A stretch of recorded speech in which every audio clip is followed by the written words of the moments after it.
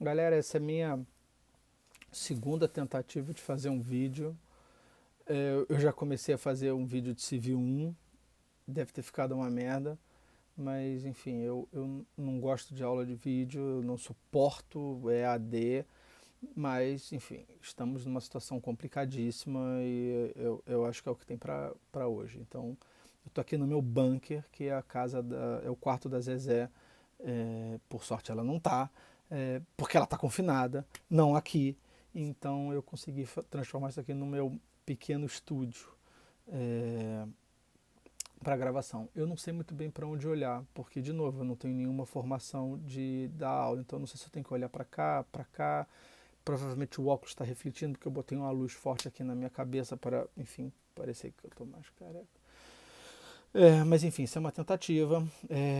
Depois me deem um feedback se o som tá bom, me deram um bizu de que aqui era bom manter o microfone perto para o som não ficar dando eco e tal, qualquer coisa. Pois bem, a aula de processo civil 2. Eu, na verdade, estruturei para dar aula de tutela de urgência hoje, mas quando eu fui apertar o REC, estava passando, toda hora eu vou olhar para baixo, que são os meus cadernos, os códigos estão aqui abertos, perto de mim. Quando eu apertei o REC, eu me lembrei que eu acho que eu não acabei em 9.099, acho que eu não dei tudo que eu tinha que dar para vocês. Então eu preferi eu vou dar esse pequeno pupurri aqui do que é a 9.099, e aí depois eu vou para a tutela de urgência. Lembro que, e eu vou botar isso escrito no Classroom, Sigu, WhatsApp, o que eu pretendo fazer são esses vídeos, eu pretendo fazer sempre esses vídeos.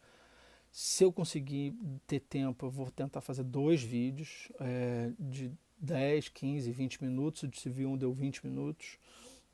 Eu acho que isso vai dar também uns 20 minutos.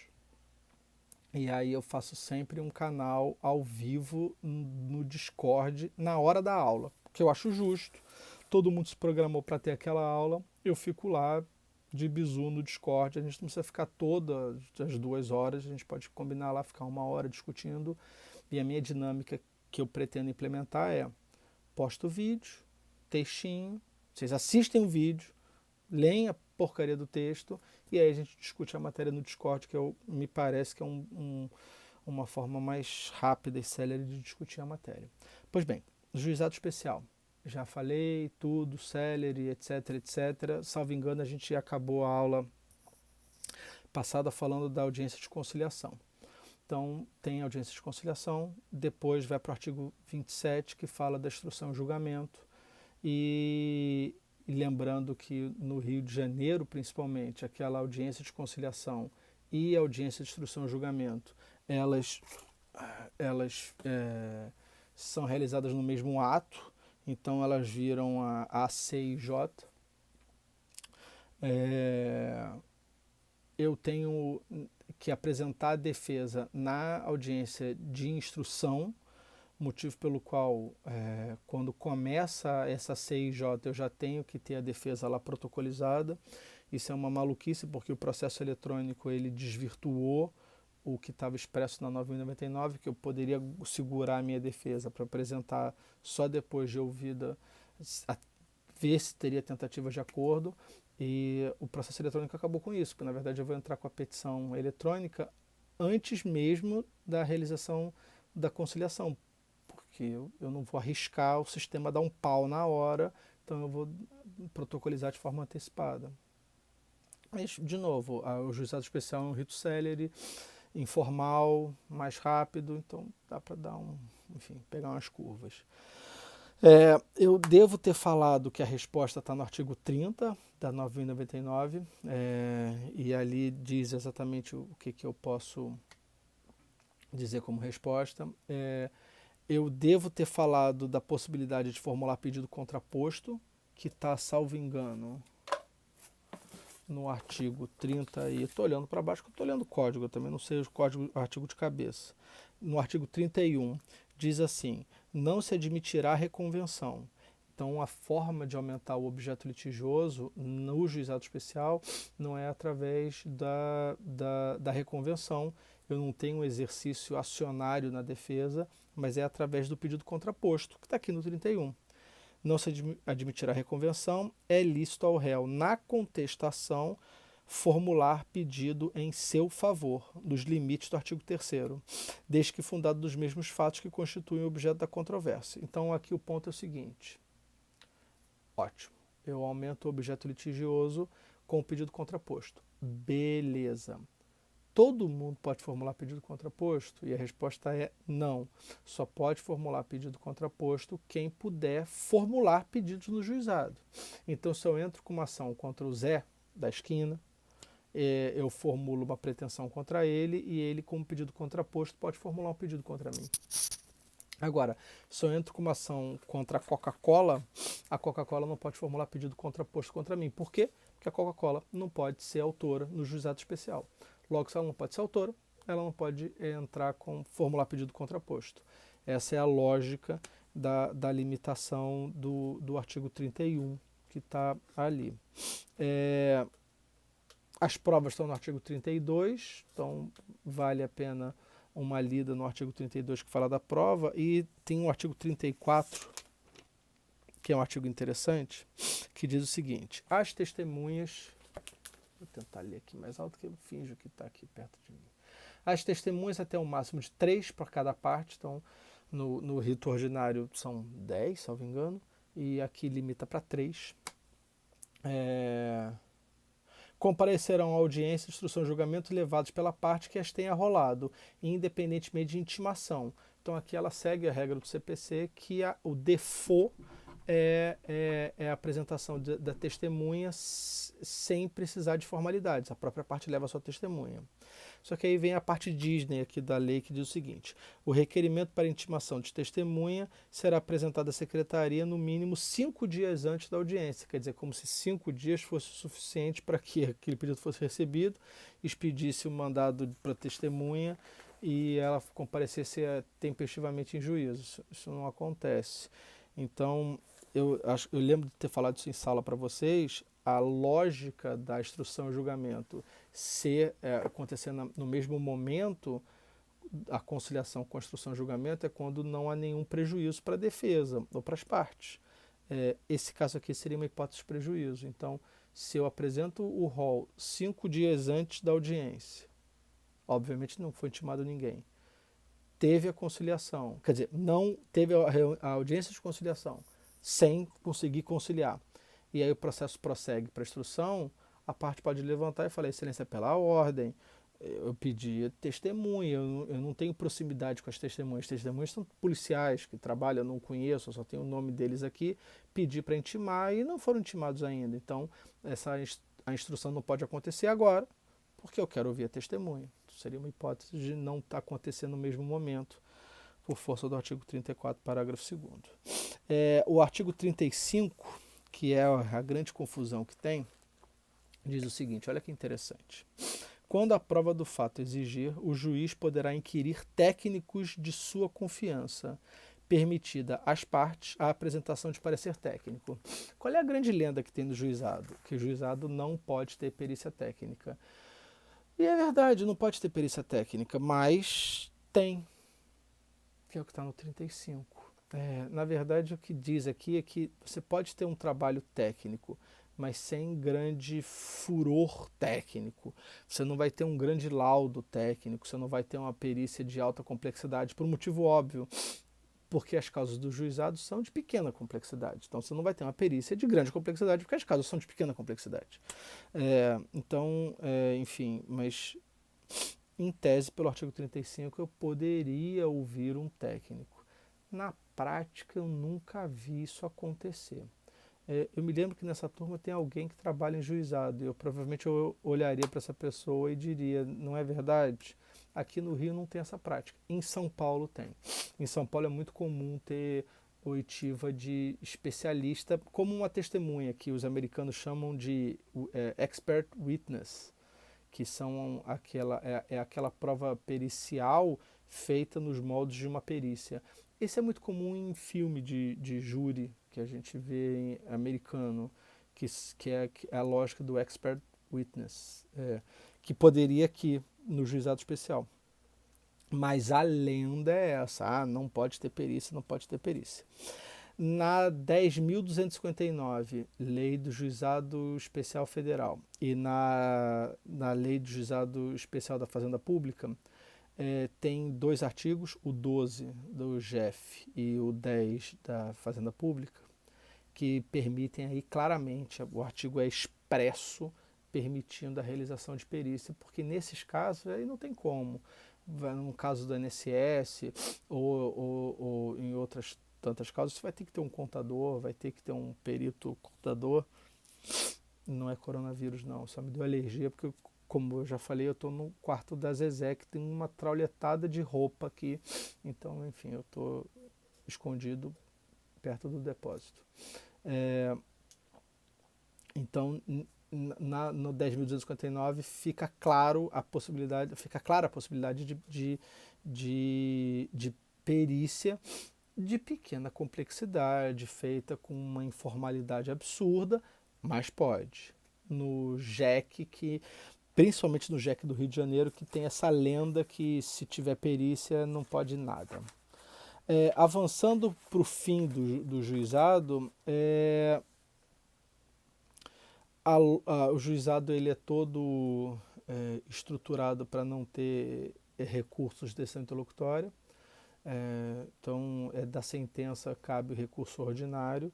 Essa é a lógica, mas eu já falei aqui para vocês no começo da matéria que nas causas do juizado especial da Fazenda Pública e do juizado especial federal, tem aquela hipótese em que, se for uma tutela de urgência contra a União ou contra a Fazenda Pública, eu posso interpor aquele recurso, porque, por óbvio, se tratando de Fazenda Pública, você tem que ter um cuidadinho um pouco maior. Então você permite um pequeno recurso lá, porque bem ou mal tem uma questão de interesse público. E aí vem a zoada que o Juizado Especial Federal fez no JEC. Para o INSS, para uma empresa pública federal, para o Estado, para o município, às vezes ele não tem margem para acordo. Então a conciliação em si, ela às vezes não serve. O procurador ele não tem margem de negociação lá na hora. Ele não tem, ele não tem esse poder de negociar. Então, o que os juízes do Juizado Especial Federal fizeram, e fizeram bem feito, é que eles ignoraram a audiência de conciliação. Então, na verdade, nesses dois ritos, não tem a audiência de conciliação. O processo começa, a parte ré apresenta defesa e, se precisar, vai ter instrução e julgamento. O que me parece muito mais óbvio, porque, enfim, às vezes simplesmente não vai ter conciliação. E muitos casos do INSS, por exemplo, não tem. Tanto é que é muito comum na praxe, quando você tem uma causa dessa do INSS, o juiz, quando manda citar, ele fala: cite a autarquia federal, indique se no presente caso ele tem margem para fazer acordo. Se houver margem, marque-se audiência de conciliação, porque aí economiza a pauta, né? A pauta não fica tão cheia de forma desnecessária. Então aí, naquela linha que eu desenho sempre, né, tem a petição inicial, citação, audiência de conciliação, audiência de instrução e julgamento. As duas podem ser concentradas na que se chama CIJ, e aí vem para o último ato, que é a sentença.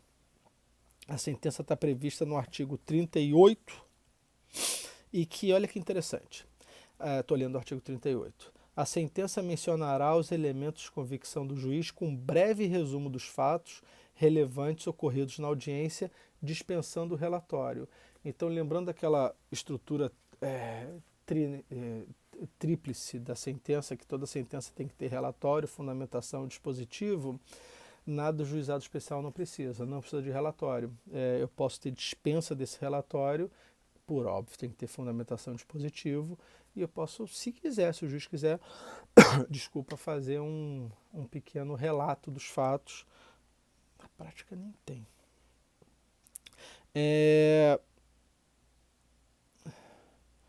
A sentença tem que ser líquida sempre, é o que está no parágrafo único do 38, Então, ainda que eu formule pedido ilíquito de dano moral, por exemplo, na sentença o juiz precisa fixar um valor, 1.000, 2.000, 5.000, 10.000, 50.000, isso não importa. Pelo artigo 40, foi aquilo que nós já conversamos, que no juizado especial tem essa figura do juiz leigo, que é aquela pessoa que é bacharel em direito, mas que não é juiz togado. Então ele pode fazer audiência de instrução e julgamento, só que ele vai, no final da audiência, enfim, depois de X tempo, ele vai fazer um pedaço de papel, que é o que se chama projeto de sentença. Esse projeto de sentença tem que ser homologado, que está aqui o artigo 40, que diz: o juiz leigo que tiver dirigido a instrução proferirá sua decisão e imediatamente a submeterá ao juiz togado, que poderá homologá-la, proferir outra em substituição ou, antes de manifestar, determinar a realização de atos probatórios indispensáveis. Então, ele faz aquele pedaço de papel, o juiz homologa, rasga ou fala: porra, malandro, faltou aqui ouvir uma testemunha, volta para ouvir tudo. Ele pode fazer isso sem nenhum problema. É raro, né? Mas eu já vi acontecer, eu não tenho tanta prática de juizado, mas eu já vi algumas vezes acontecer do projeto dar um valor de dano moral e o juiz dar uma rabiscada e aumentar ou diminuir o dano moral. Pois bem, questões rápidas sobre sentença, que é uma característica do juizado. Artigo 50, que são características do juizado. Artigo 54, olha que interessante o artigo 54. O acesso ao juizado especial independerá, em primeiro grau de jurisdição, do pagamento de custas, taxas e despesas, ou despesas. Então, eu entro no juizado especial de forma 0800, eu não pago porra nenhuma. Entro lá no juizado e peço o que eu quiser. Agora, olha que interessante. Parágrafo único. O preparo do recurso compreenderá todas as despesas processuais. Então, qual é a lógica do juizado? Eu tenho um primeiro grau de graça, o segundo grau não. Então, para interpor o recurso nominado, o recurso da sentença, a parte interessada tem que pagar. Então, se você pensar que uma boa parte das ações do juizado é tudo merreca, está discutindo detalhe, 1.000, 2.000, 3.000, volta e meia, para você questionar uma condenação de 2.000, você tem que pagar um greve de 500, R$ 1.000, R$ 1.500. E aí tem um plus a mais, como diria Luciano Gimenez, 55, que fala dos encargos processuais. A sentença de primeiro grau não condenará o vencido em custas e honorários de advogado, ressalvados os casos de litigância de má-fé. Em segundo grau, o recorrente vencido pagará as custas e honorários do advogado, que serão fixados entre 10% e 20%. Então, qual é a lógica do artigo 55? É a lógica da dupla sucumbência. Isso é, se a parte perdeu, recorrer e perder de novo, vai ter que pagar honorários sucumbenciais. No CPC tem isso também, só que no CPC isso é uma hipótese de majorar os honorários recursais. Aqui não, aqui você fixa honorários. Então, o juizado especial tem honorários? Tem, em segundo grau, que deixa mais caro e que inibe o recurso. É uma boa inibição, eu acho que é razoável. Duas perguntinhas rápidas aqui. Acho que eu tinha mais umas coisas para falar, mas eu acho que eu vou guardar. Primeiro, o que é esse juizado especial que tem em eventos esportivos? E aquilo ali nada mais é do que a parte criminal, né? Então não é a nossa seara. Se você estiver num Rock in Rio ou num Fla-Flu, você não vai entrar com uma ação no juizado especial para pedir uma indenização qualquer. Aquilo ali é só para a parte criminal. A outra brincadeira, que essa é prova de concurso, tá? Não da minha prova. A instância recursal no juizado especial, ela é formada por uma turma recursal. Então, ela é o órgão de segundo grau. Mas ela é formada por juízes que integram a primeira instância. Então, isso se ficar meio duvidoso, vocês me mandem um WhatsApp que eu vou ter prazer em explicar com mais calma. Mas olha que interessante. O segundo grau, ele é sempre formado por membros de segunda instância, desembargadores. No juizado especial, não. O órgão de segundo grau, turma recursal, ele é formado por membros de primeira instância, juízes. Então, essa é o caso que confirma a regra de um órgão de segundo grau pertencente à primeira instância do judiciário. Por isso que quando vocês estão em teoria de qualquer coisa, quando fala assim, isso é, vocês usam como sinônimo de instância e grau, e o professor normalmente corrige por causa disso. O juizado especial, o segundo grau do juizado especial tá dentro da primeira instância do judiciário. Isso é uma regra interessante. E com isso foram meus 20 minutos de juizado especial que eu queria acabar a matéria para vocês, que eu acho que eu não tinha acabado. Eu vou botar um material para vocês, mas eu quero começar tutela de urgência. E eu já vou botar o texto no Classroom, que é basicamente o melhor texto de todos de tutela de urgência do CPC, que é o capítulo do Alexandre Câmara. E eu vou tentar, hoje é terça para quarta, né? Acho que é madrugada de quarta-feira. Eu vou tentar fazer um vídeo essa semana ainda de tutela de urgência, que eu quero já dar isso para vocês. Então é isso.